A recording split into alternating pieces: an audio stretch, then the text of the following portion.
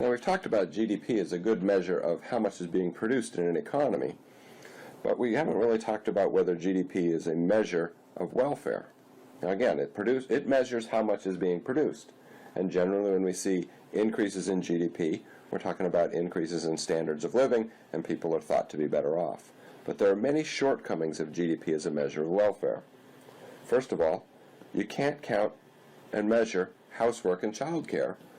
While these are very important services that are being produced, if they're produced in the home and not traded in a market, we're unable to account for it in GDP, so it's not part of measured GDP.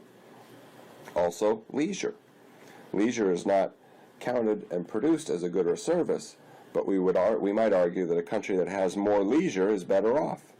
So if GDP is rising but leisure is going down, when we're measuring welfare or well-being of citizens of a country, we might say they might be worse off. So it's not clear whether an increase in GDP is going to increase well-being.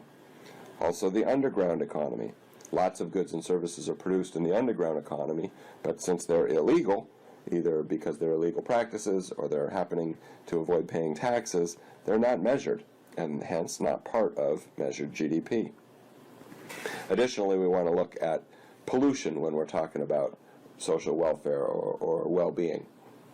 If we increase GDP and increase production, but significantly increase pollution at the same time, we might argue that we're worse off.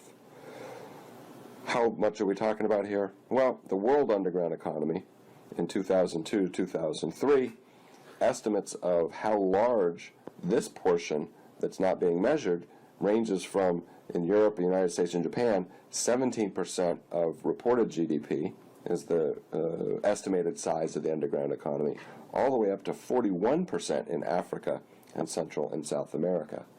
So while we think GDP is a very good measure of production, it's not a perfect measure of production because it doesn't account for the household production and childcare and the underground economy. It also isn't a perfect measure of social well-being or welfare because it doesn't account for leisure and pollution.